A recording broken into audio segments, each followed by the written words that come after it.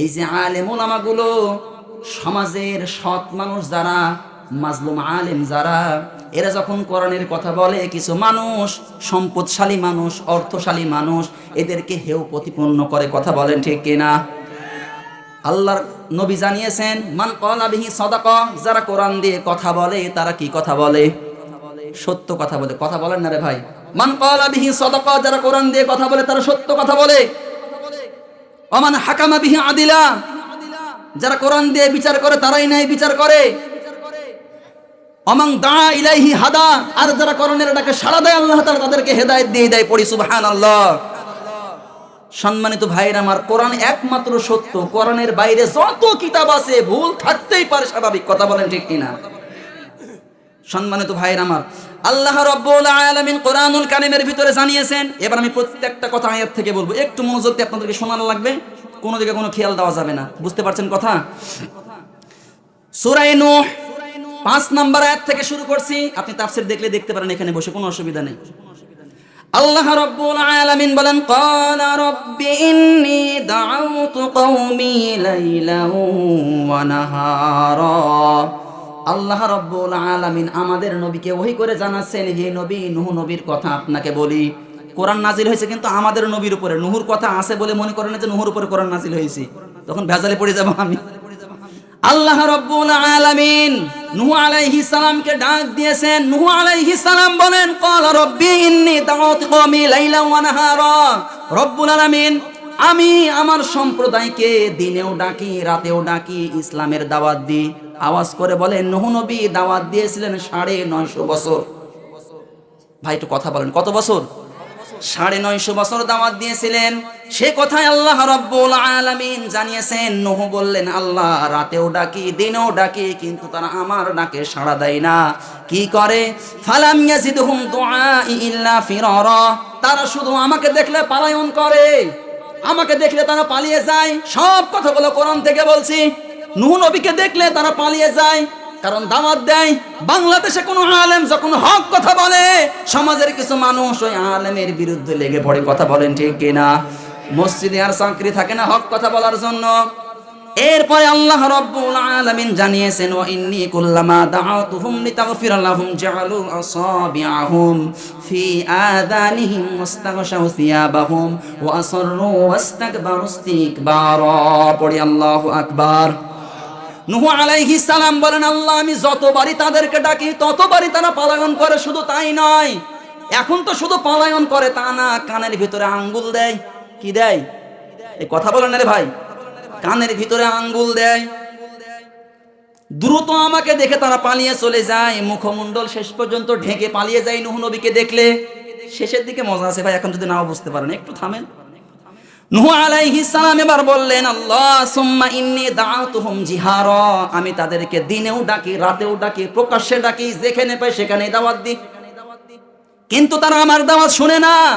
এরপরে আল্লাহ রাব্বুল আলামিন ডাক দিয়ে বললেন, হে নূহ, ওয়া উহিয়া ইলা নূহিন আন্নাহু লাই ইউমিনা মিন কওমিকা ইল্লা মান ক্বাদ আমানা ফালা তাবতাইস বিমা কানু ইয়াফআলুন। পড়ি আল্লাহু আকবার। আল্লাহ তাআলা বলেন, নূহ আর কেউ ইসলাম কবুল করবে না, আর কেউ দাওয়াত কবুল করবে না। আমি আল্লাহ জানি, যারা এনেছে তারাই শুধু আছে, বাদ বাকি ঈমান আর কেউ আনবে না। অন্য আয়াতের ভিতরে বলেন, লাস্তা আলাইহিম বিমুসাইতির, হে নবী আপনাকে পিটিয়ে আমি হেদায়েত দিতে বলিনি, ইল্লা মান তাওয়াল্লা ওয়া কাফার, কাফেরদের জন্য আমি আল্লাহ আছি। নূহ নবীকে বললেন, হে নূহ, যারা ঈমান এনেছে 80 থেকে 82 জন, এরপরে আর কেউ ঈমান আনবে না, আমি জানি। আচ্ছা বলেন তো, নূহ নবী 80 থেকে 82 জন পেয়েছে কত বছর দাওয়াত দিয়ে? 950 বছর। তিনি কি সফল নাকি বিফল? এখানেই প্যাঁচ লুকিয়ে আছে রে ভাই, তাফসীর ভালো করে বোঝা লাগবে। তিনি সফল নাকি বিফল? কেমন করে সফল বুঝবেন? আরো সহজ ভাষায় বলছি, দুইটা ছেলে পরীক্ষা দিতে গিয়েছে মনে করেন। একজন মাথা পচা, একেবারে গপেট, কিচ্ছু মাথাতে নেই, কোনোদিন স্কুলেও যায় না, কিন্তু বাপের অর্থ সম্পদ আছে, একটা পিস্তল কিনেছে। আর আরেকজন একটু দুর্বল, নিয়মিত ক্লাস করে, দুইজনেই পরীক্ষা দিয়েছে। আর যার অর্থ সম্পদ টাকা পয়সাওয়ালা ছেলে, ও পরীক্ষাও দেয়নি, সাদা খাতা নিয়ে গেছে হেডমাস্টারের কাছে, আর পিস্তল নিয়ে বলছেন যে খাতা দিয়ে গেলাম, নাম্বার চাই 100। স্যার বলছে তুই বাড়ি যা, তুই যাওয়ার আগে নাম্বার বাড়ি চলে যাবে। দুইজনেরই রেজাল্ট বের হয়েছে, একজন পেয়েছে মাত্র 33 আর একজন পেয়েছে 100। সে জীবনে কোনোদিন স্কুলেই গেল না, কোনোদিন স্কুলের বারান্দাতে গেল না। তার মা বলছে ছেলে আমার সফল, তার প্রেমিকাও বলছে আমার বয়ফ্রেন্ড সফল, সে 100 নাম্বার পেয়েছে। কি মেধাবী, জীবনে কোনোদিন স্কুলে গেল না। আর যে নিয়মিত স্কুলে গেল সে পেল মাত্র 33। এবার আপনারাই চর্মচোখ দিয়ে বিবেক দিয়ে বলেন সফলকে যে 100 পেয়েছে, না সফল সে যে 33 পেয়েছে? এ কথা বলেন। নূহ নবী দাওয়াত দিয়েছে 950 বছর, লোক পেয়েছে মাত্র 80 থেকে 82 জন। তিনি সফল নাকি বিফল? কথা বলেন, সফল নাকি বিফল? বাংলার জমিনে সবাই যদি ইসলাম বিদ্বেষী হয়ে যায়, এই হুজুর আর এই হুজুর যদি একদিকে থাকে, সবাই আপনারা বলবেন আমরা সবাই একদিকে, আল্লাহ আপনাদের দিকে থাকবে। কথা বলেন। এরা যদি দুইজন থাকে, যদি হকের পথে থাকে, আল্লাহ এদের দিকেই থাকবে। বাংলাদেশে একটা কথা শিরিক চালু আছে, 10 যেদিকে আল্লাহ ওই দিকে, কথাটা একেবারে নির্ভেজাল। কথা বলেন, নির্ভেজাল, একেবারে মানুয়াট। বলা লাগবে হক যেদিকে আল্লাহ সেদিকে। এখন যদি সবাই আপনার হকের বিপক্ষে থাকেন, আর স্টেজে আমরা যারা আছি হকের পক্ষে থাকি, আপনারা মনে করবেন দল ভারী আমরাই, আল্লাহ আপনাদের দিকে থাকবে। আরো জোরে বলেন, থাকবে। ওই সময় নূহ আলাইহিস সালাম যখন দাওয়াত দিলেন, মাত্র 950 বছর দাওয়াত দেওয়ার পরে লোক পেয়েছে 80 থেকে 82 জন। তার কওমের লোকেরা বলল নূহ আমরাই সফল, তুমি বিফল। এইবার আল্লাহ রাব্বুল আলামিন ডাক দিয়ে বলছেন নূহ আলাইহিস সালামকে, কি ডাক দিয়ে বলছেন গভীর মনোযোগ দিয়ে শোনেন। আল্লাহ রাব্বুল আলামিন বলেন, হে নূহ আমি তোমাকে ওহী করলাম, হে নূহ আমি তোমাকে ওহী করলাম, ওয়াসনাইল ফুলকা বিআয়ুনিনা ওয়া ওয়াহিনা ওয়ালা তুখাতিবিনি ফিল্লাযিনা যালামু ইন্নাহুম মুগরাকুন। এটা আপনি হুদের 37 নম্বর আয়াত পাবেন, 36 নম্বর আয়াত থেকে আবার চালু হয়েছে। ওয়াসনাইল ফুলকা বিআয়ুনিনা, হে নূহ তুমি নৌকা বানাও আমার তত্ত্বাবধানে। নৌকা বানাতে বলছেন কে? সবাই বলেন তো, আর জোরে বলেন কে? ওয়াসনাইল ফুলকা বিআয়ুনিনা ওয়ালা ওয়াহিনা ওয়ালা তুখাতিবিনি ফিল্লাযিনা যালামু। হে নূহ আমি যেমন যেমন করে বলে দিই, জিবরাইল যেমন যেমন করে তোমার কাছে ওহী নিয়ে আসে, ওই রকম করে তুমি নৌকা বানাও। তাহলে নৌকা বানাতে বলছেন কে? সবাই আওয়াজ দিয়ে বলেন, আর জোরে বলেন আওয়াজ দিয়ে কে? আমরা নৌকার পক্ষে নাকি বিপক্ষে? এই কথা বলেন। আল্লাহ যদি নূহ নবীর নৌকার পক্ষে থাকে, আপনি বিপক্ষ হয়ে কি করবেন বলেন দেখি? আল্লাহ তো নৌকার পক্ষে। এ কোন নৌকা? নূহ নবীর নৌকা। কথা বলেন ঠিক কিনা? আল্লাহ রাব্বুল আলামিন বলেন, হে নূহ ওয়ালা তুখাতিবিনি ফিল্লাযিনা যালামু, আর খবরদার আমি আল্লাহর গজব যখন আসবে জালেমদের ব্যাপারে কোনো সাফাই গাইতে পারবা না। আল্লাহ কিন্তু গজব দেবে, জালেমদের ব্যাপারে কোনো সাফাই গাইতে পারবা না, বলবা না যে আল্লাহ এদেরকে একটু বাঁচাও। এরপর নৌকা বানানো শুরু হয়ে গেল। নূহ নবীর নৌকা ছিল সেগুন কাঠের, 80 হাত লম্বা, 40 হাত মোটা, 3 তালা বিশিষ্ট নৌকা। খুব মনোযোগ দিয়ে আলোচনা শোনেন, প্রত্যেকটা কথা কোরআনের আয়াত থেকে বলছি। 40 হাত মোটা আর 80 হাত লম্বা নূহ নবীর নৌকা ছিল সেগুন কাঠের। এরপরে আল্লাহ রাব্বুল আলামিন বলেন, ওয়ালা তুখাতিবিনি ফিল্লাযিনা যালামু, হে নূহ নৌকা বানানো যখন হয়ে যাবে আমার গজব আসবে, খবরদার জালেমদের ব্যাপারে তুমি কোনো সাফাই গাইতে পারবা না। এখান থেকে বোঝা যায় আল্লাহ জালেমদের খুব মহব্বত করে। আরো জোরে বলেন, জালেমদের খুব ভালোবাসে আল্লাহ মনে হয় নাকি? ও দুনিয়ার মুসলমান, ছোট্ট একটা উদাহরণ দিচ্ছি। এই বাংলার জমিনে যারা নেতৃত্ব দিয়েছিল, নেতৃত্ব পাওয়ার পরে এমন এমন কথা বলেছে সাধারণ মানুষ কিচ্ছু বলতে পারেনি।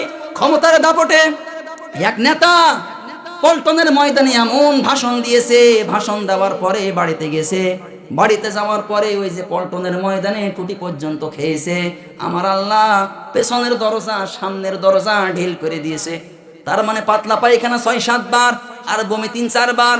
ধর নেতাকে নিয়েছ মেডিকেলে নিয়ে যাওয়ার পরে ডাক দিয়ে বলে, মা তুই কোথায়? তার বউরে মা বলে ডাক দিয়েছে। কি বলেছে? মা তুই কোথায়? পাশেই ছিল তার ছেলে, ডাক দিয়ে বলে বাবা এটা আমার মা, তোমার বউ, আমার দাদি গত হয়েছে 10 বছর আগে, তুমি কারে? মা বলে ডাক দাও। ওই নেতা বলছে ওরে ভাই চুপ কর, হাগা হইলে ওই রকম হয়। 2 বার পাতলা পায়খানা, 3 বার বমি। নেতা তুমি মাকে বলছো, স্ত্রীকে বলছো মা, আর ছেলেকে বলছো ভাই, আর পৃথিবীর জমিনে চেয়ার পাওয়ার পরে তোমার ক্ষমতার দাপটে টেকা যায়নি, এখন আর ওই দাপট চলবে না। বাংলার জমিন থেকে আমার আল্লাহ থাপ্পড় দিয়েছে, ইন্ডিয়াতে গিয়ে ফেলেছে। কথা বলেন ঠিক কিনা? ও দুনিয়ার মুসলমান, নূহ আলাইহিস সালাম যখন নৌকা বানানো শুরু করে দিলেন, নৌকা যখন তিনি বানাচ্ছেন, আল্লাহ রাব্বুল আলামিন সূরা হুদের 38 নম্বর আয়াতের ভিতরে বলেন ওয়াসনাইল ফুলকা ওয়া কুল্লামা মাররা আলাইহি মালাউন মিন কওমি সাখিরু মিনহু ক্বালা ইন্নী তাসখারু মিন্না ফা ইন্না নাসখারু মিনকুম কামা তাসখারুন। মনোযোগ আছে তো আমাদের নাকি? নূহ আলাইহিস সালাম যখন নৌকা বানাচ্ছেন, ওয়াসনাইল ফুলকা ওয়া কুল্লামা মাররা আলাইহি মালাউন, ভালো করে বুঝেন, মালাউন শব্দের শাব্দিক অর্থ হুজুরেরা জানে। মালাউন মানে নেতা। কোন নেতা জানেন? যেই নেতা ইসলাম বিদ্বেষী, যেই নেতা সমাজের মানুষের উপরে জুলুম নির্যাতন করে, ওই নেতাকে বলা হয় মালাউন। মালাউন না, মালাউন। মালাউন মানে কি? নেতা, শয়তান নেতারে কথা বলেন না রে ভাই। আল্লাহ বলছে কোরআনে, আমার কোন দোষ আছে? এই তাফসীর কোরআন রেখে দিয়েছেন, আমি তো কোরআন থেকে বলছি, নাকি আমার কিচ্ছা কাহিনী বানানো গল্প বলছি নাকি? আল্লাহ তাআলা বলেন কুল্লামা মাররা আলাইহি মালাউন। নূহ আলাইহিস সালাম যখন নৌকা বানাচ্ছিলেন, ওই নৌকার পাশ দিয়ে মালাউন গুলো যায়, ঘাড় ফোলানো নেতাগুলো যখন যায়, সবাই একটা না একটা গালি দেয় নূহকে। কাকে গালি দেয়? নূহ নবীকে গালি দেয়, হে নূহ, এই যে তুমি নৌকা বানাও, শুকনো ডাঙায় নৌকা চলবে কোন জায়গায় বলো? আর আসলেতে বলার কথা এই শুকনো ডাঙায় নৌকা চলবে, কিন্তু আল্লাহ যদি বলে চলবে, আমরা বিশ্বাস করব। কথা বলেন ঠিক কিনা? নূহ আলাইহিস সালাম বললেন যা পারো তাই বলো, অসুবিধা নেই, আল্লাহর গজব যখন আসবা তখন তুমি টের পাবা। ও দুনিয়ার মুসলমান, এর দ্বারা এটাই শিক্ষা হচ্ছে, সমাজে অনেক মানুষ থাকে, দোকানে অনেক মানুষ বসে আছে, যদি একজন হুজুর থাকে, হুজুর নিয়ে কথা শুরু হয়ে গেল, হুজুরের লম্বা জামা, হুজুরের হাঁটা পছন্দ নাই, হুজুর খায় বেশি, হুজুর কম খায়, জোরে গেলে বলবে দাওয়াত পেয়েছে, রাস্তায় গেলে বলবে খাওয়া খেয়েছে, হাঁটতে পারছে না, লম্বা জামা গায়ে দিলে বলে হুজুরদের কারণে জুব্বার সিটের দাম বাড়ে। সব দোষ হুজুরদের। কথা বলেন ঠিক কিনা?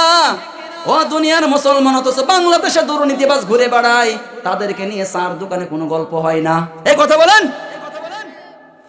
এদেশে দুর্নীতিবাজ বুক ফুলিয়ে যাই হেঁটে, জনগণ ভাত পাই না, খোদাই দিবস যাই কেটে। এদেশে দুর্নীতিবাজ বুক, বলবো রাগ করেন নাকি আপনারা এগুলো শুনলে? ভাই, আমার ইউটিউবে অনেক গান আছে, আমি তো গান বলছি না কেন, তার কারণও আছে।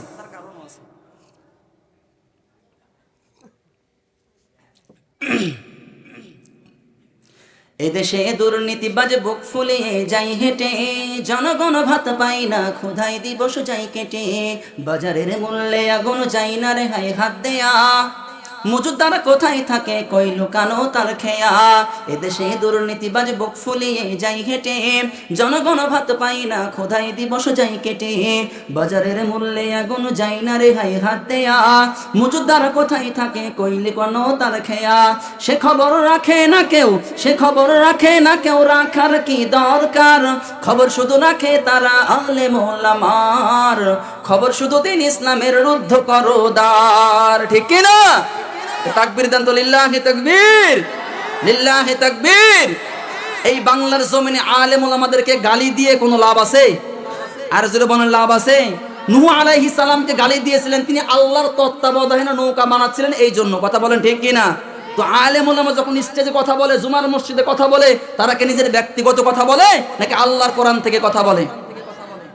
আল উলামা ওয়ারাসাতুল আম্বিয়া, নবীদের ওয়ারিস কে বলেন তো দেখি? আলেম ওলামারা। তো নূহ আলাইহিস সালামকে গালি দেওয়ার কারণে যদি তার কওমকে আল্লাহ ধ্বংস করতে পারে এই বাংলার জমিনে, এই জমিন থেকে নেতাদেরকে ধ্বংস করার একটাই কারণ, আলেমদের অভিশাপ। কথা বলেন ঠিক কিনা? আর কিচ্ছু না। যে রোগের রোগ, সেই রোগের ওষুধ না দিলে মানুষ কথা বুঝে না। রোগীকে ঠিক মতন ট্রিটমেন্ট করা লাগবে। কথা বলেন ঠিক কিনা? আপনার বাচ্চা অসুস্থ হয়েছে, ডাক্তারের কাছে নিয়ে গেছেন, ডাক্তার মিষ্টি ওষুধও দিয়েছে, তিতা ওষুধও দিয়েছে। আপনার ছেলে মিষ্টি ওষুধ খুব আনন্দে খায়, তিতা ওষুধ খেতে চায় না। যখন আপনি জোর করে খাওয়ান তখন আপনার সন্তান বলে কি বাবা না আজরাইল? আচ্ছা বলেন তো, আপনি বাবা, আপনি কি আপনার সন্তানকে তিতা ওষুধ খাওয়াচ্ছেন আসলে কি সুস্থ করার জন্য নাকি অসুস্থ করার জন্য? কথা বলেন। মিষ্টি মিষ্টি অনেক আলোচনা হয়েছে, তিতা আলোচনা আছে, এটা আমরা বাংলার জমিনের মুসলমান বুঝি না। নামাজের ওয়াজ করেন, রোজার ওয়াজ করেন, কোরআনের ওয়াজ করেন, যাকাতের ওয়াজ করেন, এই বাংলার জমিনে কোরআনের আইন চাইতে হবে। এই ওয়াজ করলে সমাজের কিছু মানুষ বলে এই হুজুর রাজনীতি করছে। কথা বলেন ঠিক কিনা? ভাই কোন জায়গাতে আপনি আছেন? ইসলাম এত সহজ? শুধু খাবেন দাবেন, একবার ভুঁড়ি ফুলিয়ে একবারে নামাজ পড়েন 5 ওয়াক্ত, আল্লাহ আপনার জান্নাত দিয়ে দেবে। মাং না।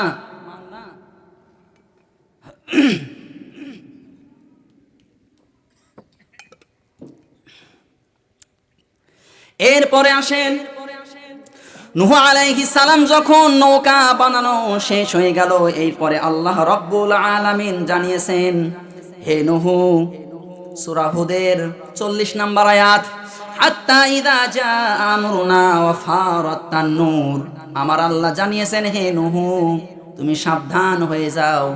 তখন আসমান থেকে বৃষ্টি এক ফোঁট এক ফোঁট করে পড়া শুরু হয়েছে। চুলায় মানুষ রান্না করে না, এই যে ওয়াফারাত তান্নুর, হাত্তা ইযা জা আমরুনা ওয়াফারাত তান্নুর, চুলার ভেতর থেকে পানি ওঠা শুরু হয়েছে। আগুন দেয় কিন্তু আগুন নিভে যায়, পানি ওঠা শুরু হয়েছে।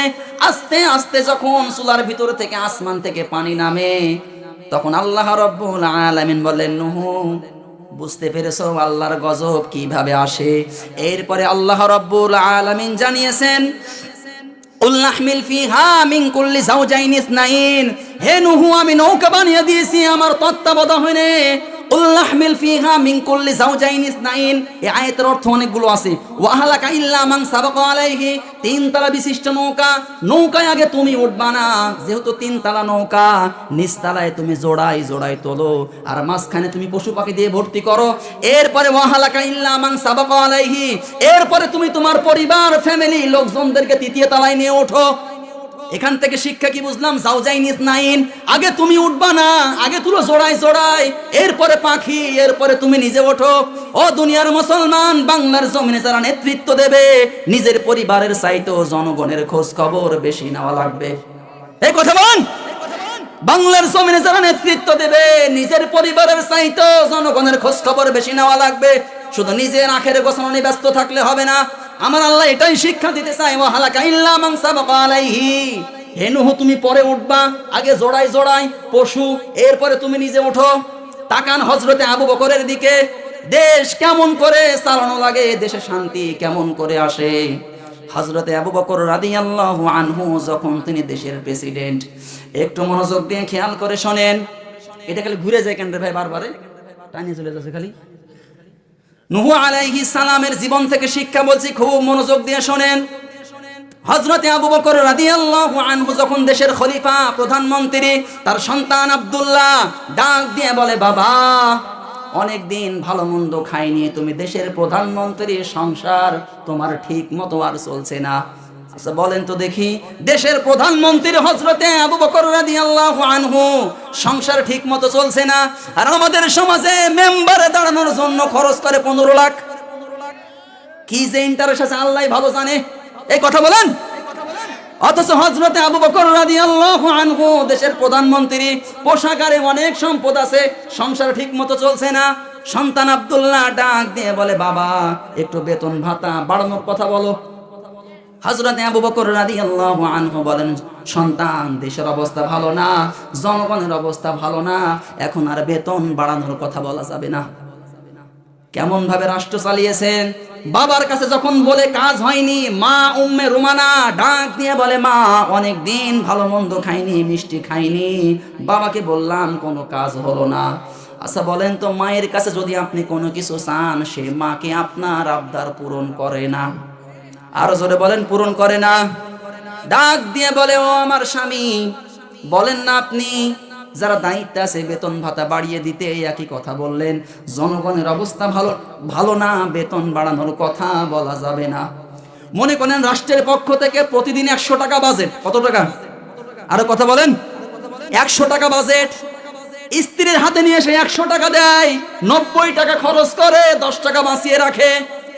আমাদের সমাজে যেই সমস্ত নারীগুলো হাঁড়ি উভুত করে খেয়ে ফেলে, এইগুলো হস্তিনী। আব্দুর রাজ্জাক বিন ইউসুফের কথা, ও হস্তিনী। আসলে 1 কেজি চাউল নিয়ে এসেছে, 1 মুষ্টি উঠিয়ে রাখেন, বাদ বাকি রান্না করেন। 10টা বেগুন আছে, 2টা রেখে দেন, কালকের জন্য সংসারে বরকত আসবে। সব ঢেলে মুছে খাওয়া যাবে না। কথা বলেন ঠিক কিনা? হযরতে আবু বকর রাদিয়াল্লাহু আনহুর সংসারে 100 টাকা করে রাষ্ট্রের পক্ষ থেকে বাজেট। 100 টাকা নিয়ে এসে স্ত্রীর হাতে দেয়, 90 টাকা খরচ করে, 10 টাকা বাঁচিয়ে রাখে। 1 মাস যদি বাঁচায় আসবে কত? কথা বলেন। আসবে 300। মাসের শেষে বাজার করেছে 300 টাকার, আর ওই আগের 100 টাকা 400 টাকা। 300 টাকার বাজার আর 400 টাকার 100 টাকার বাজার, আর ওই 400 টাকার বাজার সমান হবে? অবশ্যই বেশি হবে। খাবার খেতে যখন বসেছে দেখে অনেকগুলো খাবার। হযরতে আবু বকর বললেন, উম্মে রুমানা স্ত্রী খাবারগুলো পেয়েছে কোন জায়গায় আগে বলো। না জিজ্ঞাসা করে এ খাবার আমি খাবো না। উম্মে রুমানা বলে, স্বামী আমার, খাবারগুলো হারাম নয়, খাবারগুলো হালাল, আপনি খান। এই করে খাবারগুলো আমি জোগাড় করেছি। বাংলাদেশেও কিন্তু এরকম মানুষ আছে, সকালবেলায় বাড়ি থেকে বের হয়ে যায়, সারাদিন কি করে না করে বউয়ের কোনো খোঁজ খবর নাই না, সিম চুরি করে নিয়ে এসে রান্না করে। আর ওই আল্লাহর ওলি সংসারের খোঁজ খবর না নিয়ে দুপুরবেলায় নামাজ পড়ে এসে জিজ্ঞাসা করে না, এ সিম মুরগির গোস্ত পেলি কোন জায়গায় বল, করে? অথচ আপনার দায়িত্ব ছিল কোথায় থেকে আপনার স্ত্রী পেয়েছে জিজ্ঞাসা করা লাগবে না।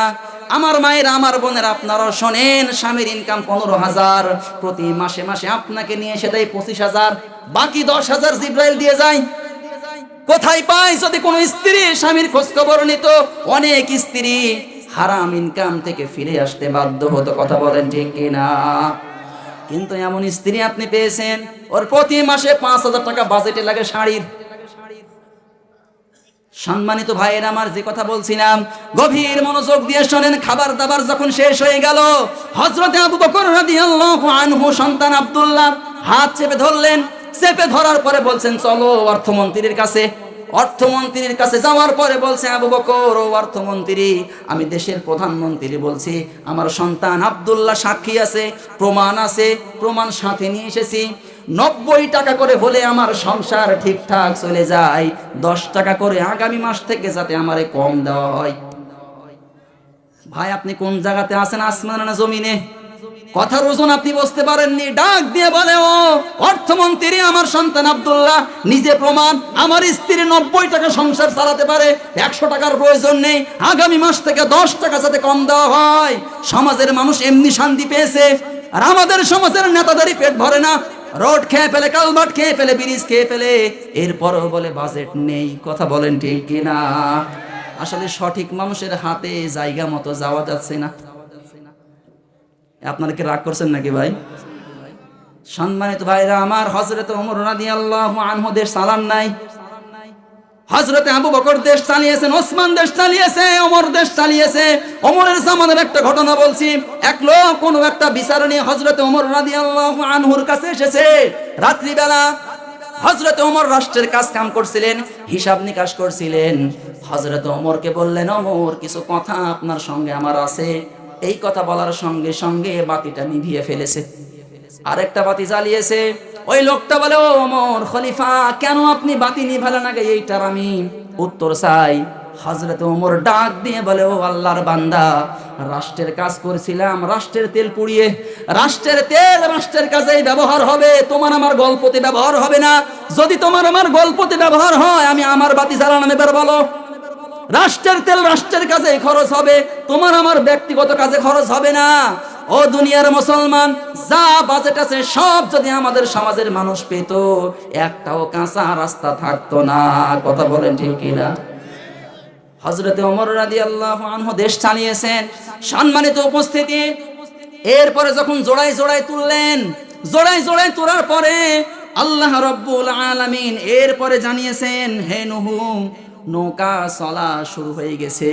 ওয়াকালা রাকাবু ফিহা বিসমিল্লাহি মাজরিহা ওয়া মুরসাহা ইন্না রাব্বি লাগফুরুর রহিম। পড়ি আল্লাহু আকবার। ওয়াকাল আরকাবু ফিহা বিসমিল্লাহি মাজরাহা, হে নূহ এই নৌকা চলবে আমার নামে, নৌকার স্থিতিও আমার নামে। নূহ নবীর নৌকা চলবে কার নামে বলেন তো দেখি? এর কি একবারে কি মরে গেছে নাকি রে ভাই? নূহ নবীর নৌকা চলবে কার নামে? আর জোরে বলেন কার নামে? আল্লাহর নামে নৌকা চলবে, আল্লাহর নামে নৌকা থামবে।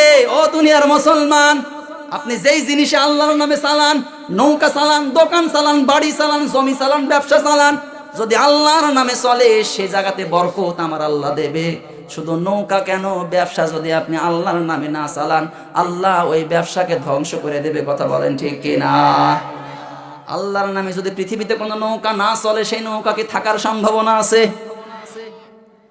ও দুনিয়ার মুসলমান, গভীর মনোযোগ দিয়ে শোনেন। এই রকম কথাগুলো রিস্ক নিয়ে কেন বলি, এত রিস্ক নিয়ে কেন বলছি শুনতে চান না? আচ্ছা মনে করলেন যে একটা 2 তলা বিশিষ্ট নৌকা, আর শুধু নৌকারই ওয়াজ হচ্ছে নাকি ভাই? 2 তলা বিশিষ্ট নৌকা সাগরের ভিতরে চলছে। এই মনোযোগ দেন, সাগরের ভিতরে চলছে। তো নৌকার ওপর তলায় পানির ব্যবস্থা আছে, নিচের তলায় কোনো পানির ব্যবস্থা নাই। নিচতলার লোক বারবার শুধু উপরতলায় যাচ্ছে পানি নিতে। শেষ পর্যন্ত বিরক্ত হয়ে বলছে, তোদেরকে আর পানি দেবো না, যা পারিস করে নেগা। নিচতলার লোক এবার চিন্তা করছে যে বারবার যাই উপরতলাতে, আমাদের বিরক্ত লাগে, ওরাও বিরক্ত বোধ হয়, আর যাবো না উপরতলায় পানি নিতে, নিচতলা থেকে পানির ব্যবস্থা করো, একটু জায়গা ফুটা করে দাও। কথা বলেন, কথা বলেন, একটু ফুটা করে দাও, তাহলে তো সাগরের পানি আমরা পেয়ে যাবো। আচ্ছা বলেন তো, যদি নিচতলায় ফুটা হয়ে যায়, নিচতলার লোক ডুববে কি ডুববে না? আরো জোরে বলেন। উপরতলায় যারা ছিল তারা মনে হয় ডুববে না, ওরা যদি আইতাল কুসরি পড়ে তাও ডুববে, ইন্নালিল্লাহ পড়লেও ডুববে। নিচতলায় ফুটা করার কারণে যদি উপরতলাও ডুবে, নিচতলাও ডুবে। ও দুনিয়ার মুসলমান, আপনি চাল চুরি করেন আমার কোনো অসুবিধা নেই, আপনি কাঠ মেরে খান আমার কোনো অসুবিধা নেই, আপনি রোড খান, কালভার্ট খান, ব্রিজ খান, যা খান, কোনো অসুবিধা নেই আমার। কিন্তু এইগুলো যদি আমি না বলি, কিয়ামতের মাঠে আগে আল্লাহ আমাকে ধরবে। তোর জ্ঞান ছিল, তুই বলিস নি কেন? এবার তুই আগে জাহান্নামে যা। আচ্ছা বলেন তো, এই কথাগুলো না বলার কারণে যদি কিয়ামতের মাঠে আল্লাহ আমার জাহান্নামে দেয়, আমার সাথে জাহান্নামে কে কে যাবেন? হাত তোলেন। কেউ যখন যাবেন না, আমি কেন একাই জাহান্নামে যাবো? আমি তো বলতে ছাড়বো না। কথা মনে হয় বুঝাতে পারছি না? আমি তো বলতে ছাড়বো না। সব পরিষ্কার হয়েছে নাকি? যাক আলহামদুলিল্লাহ, যে পরিষ্কার যে চাচা বলেছে আমি খুব খুশি হয়েছি যে আমার আলোচনাগুলো যতজন বুঝতেছে। এরপরে আল্লাহ রাব্বুল আলামিন বললেন, হে নূহ, ওয়াকাল রকাবু ফিহা বিসমিল্লাহি মাজরিহা ওয়া মুরসাহা ইন্না রাব্বি লাগফুরুর রহিম। নূহ নবীর নৌকা চলবে কার নামে? আওয়াজ করে বলেন, নূহ নবীর নৌকা চলবে কার নামে? নৌকা থামবে আল্লাহর নামে। এই যে আমরা বিভিন্ন বানিয়ে গল্প বলি, একটা বুড়ি পায়খানা করে দিল, নূহ নবীর নৌকা একেবারে ভরে ফেললো, এগুলো কিন্তু কোরআনে নেই। আবার ওই যে এক বুড়ি বলেছিল যে আমার নিও নূহ, যখন আল্লাহর বৃষ্টি আসবে আমি ঈমান আনলাম। এগুলো দুর্বল বর্ণনা, বলার দরকার নেই। সম্মানিত ভাইয়ের আমার, নূহ নবীর সন্তান ছিল 4টা। সবাই বলেন কয়টা? 4টা সন্তান। স্টেজে আলেম বাদে কে কে বলতে পারে? আমার যদি বলতে পারেন 4টা নাম ছিল, 4টা নামে 40 টাকা।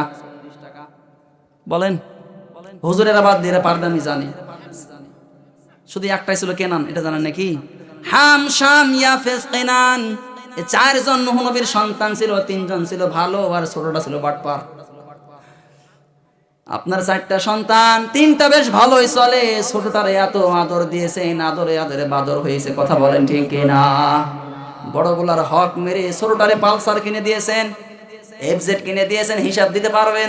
বলে ও একটু আদরের বেশি, আর ওগুলো কি আসমান থেকে আল্লাহ টপাস করে ফেলে দিয়েছে। অনেক দাড়িওয়ালা মুরব্বী, হাসি মুরব্বী আল্লাহর সামনে দাঁড়িয়ে জবাব দিতে পারবে না। কেন পারবে না জানেন?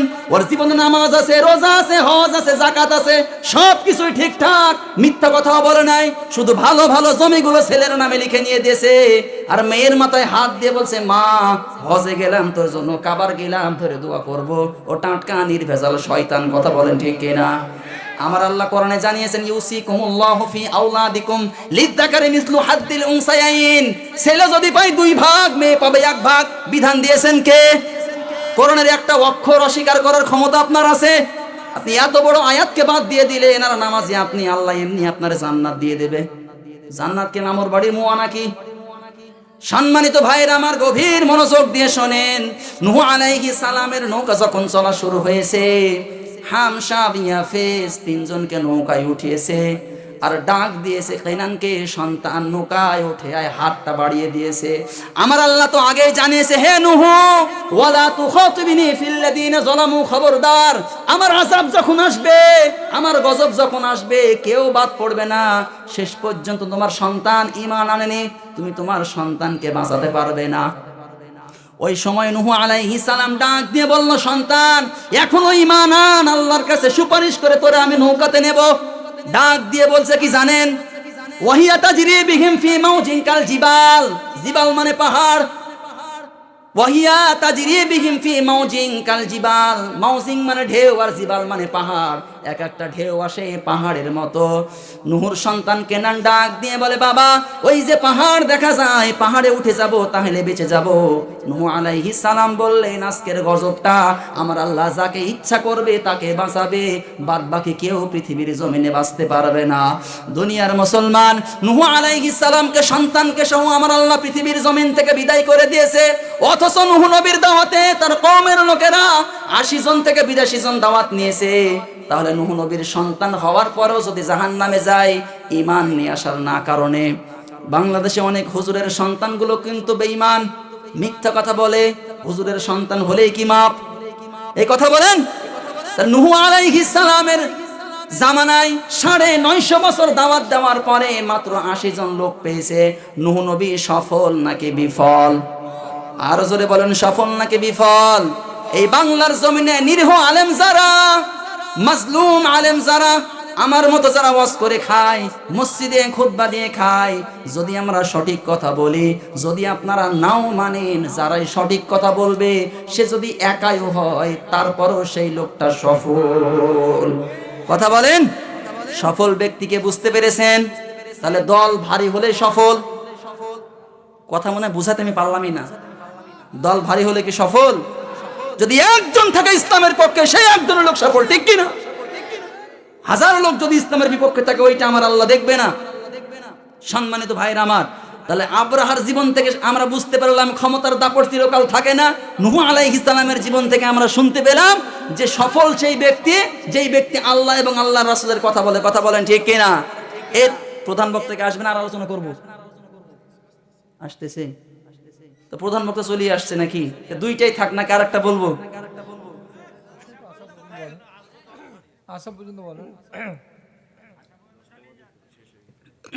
সম্মানিত উপস্থিতি আমার, এবার ভালো করে শোনেন।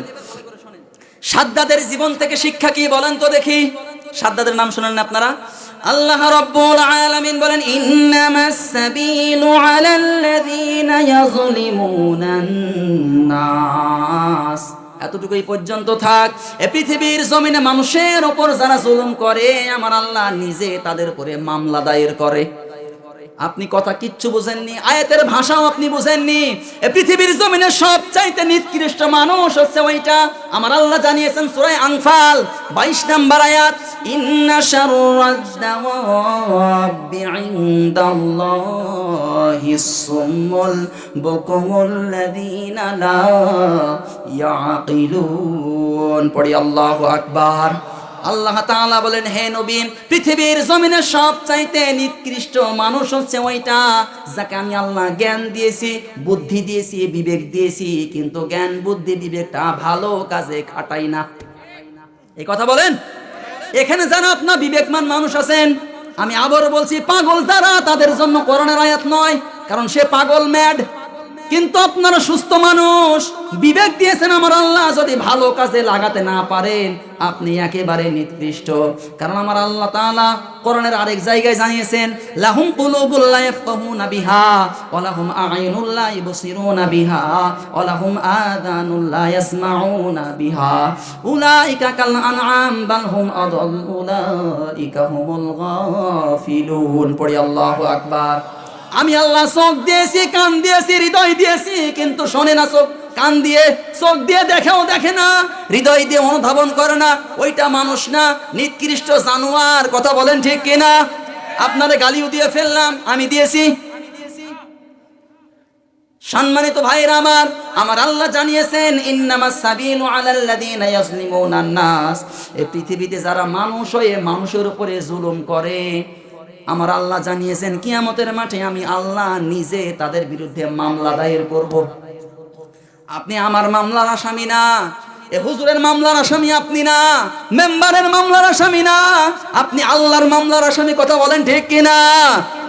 কিয়ামতের মাঠে আল্লাহর মামলার আসামি থেকে অব্যাহতি নিয়ে আপনি জান্নাতে যেতে পারবেন। কে কে পারবেন হাত তোলেন দেখি। শিয়ানা মাল আছে।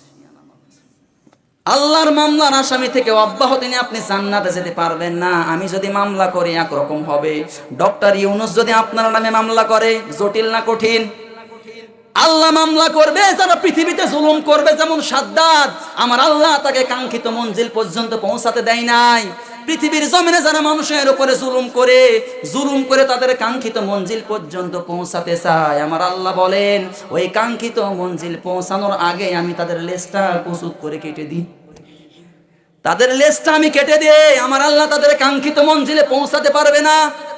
72 সাল, 62 সাল, 24 সাল কোথায় গেল? আমার আল্লাহ জানিয়েছেন খবরদার মানুষের উপরে জুলুম করিও না। সাদ্দাদের জীবনে থেকে বলছি, আমি যতটুকু জানি, সাদ্দাদ এসেছিল হুদ আলাইহিস সালামের সময়। হুদ নবী যখন দাওয়াত দিলেন, সাদ্দাদ ইসলাম কবুল করো, আল্লাহর জান্নাত পেয়ে যাবা। হুদ আলাইহিস সালাম বললেন, যখন ইসলামের দাওয়াত দিলেন, যখন হুদ নবী অস্বীকার করলেন, তখন ডাক দিয়ে বললেন, আল্লাহর জান্নাতে কি কি আছে আমারে বলো, আমি পৃথিবীতে জান্নাত বানাবো। হুদ আলাইহিস সালাম বললেন, আল্লাহর জান্নাতে স্বর্ণের ইট আছে, রূপার ইট আছে, হীরা জহরত মণিমুক্তা আছে। 60টা দেশে 60টা রাজ্যতে 60টা মন্ত্রী পাঠিয়ে দিল। এক রাজ্যে যাওয়ার পরে একজন মন্ত্রী দেখে একজন বুড়ি মহিলা, তার কাছে এক টুকরা স্বর্ণ আছে। ডাক দিয়ে বলল, বুড়িমা স্বর্ণটা দাও, সাদ্দাদের জান্নাত বানানোর কাজে লাগবে। ওই বুড়ি বলেছে, না, আমার শেষ সম্বল স্বর্ণ, এই স্বর্ণ আমি দেব না। জোর জুলুম করে যখন কেড়ে নিয়েছে, ওই মহিলাটা ছিল বিধবা মহিলা, স্বামী নেই, ছেলে নেই, কেউ নেই। আল্লাহরে ডাক দিয়ে বলে, রব্বুল আলামিন আমার উপরে জুলুম করে আমার এক টুকরা স্বর্ণ সাদ্দাদ নিয়ে নিয়েছে, আল্লাহ তুমি তাকে তারা বানানো জান্নাতে প্রবেশ করতে দিও না। ঐতিহাসিক বর্ণনা বলছে 22,000 শ্রমিক লাগিয়ে 20 বছর ধরে সাদ্দাদ জান্নাত বানিয়েছে। জান্নাতের ভিতরে ছোট ছোট কক্ষ রেখে দিয়েছে, উলঙ্গ করে 18 থেকে 20 বছরের যুবতী নারী, এগুলো হুল আর গেলমান। জোরে পড়েন নাউজুবিল্লাহ। এইবার সাদ্দাত জান্নাত উদ্বোধন করতে আসবে, ফিতা কেটেছে, জান্নাতে পা দেবে। হঠাৎ করে ডাক দিয়ে বলে এক মুরব্বি, ও সাদ্দাত, লিল্লাহি তাকবীর, লিল্লাহি তাকবীর। আল্লাহ সুবহানাহু ওয়া তাআলা আমাদের আলোচনাগুলো কবুল করে নিক, পড়ি আমিন। আর যদি পড়ি আমিন। আমি ছোট্ট মানুষ, কোরআন সুন্নাহ থেকে কথা বলার চেষ্টা করেছি। কতগুলো আয়াত যে বলেছি আমি নিজেও জানি না। আয়াত ছাড়া কি কথা হয়েছে একটা? কথা বলেন। এরপরও দেখবেন সকালবেলা কি বলবে জানেন, চার দোকানে কি বলে গেল কিছুই বুঝলাম না, অথচ কিন্তু প্যান্ডেলে আসেইনি। সবাইকে আল্লাহ তাআলা কবুল করুক, পড়ি আমিন। আর যদি পড়ি আমিন, আল্লাহ তাআলা আমাদের জীবনের গুনাহগুলো মাফ করে দিক, পড়ি আমিন।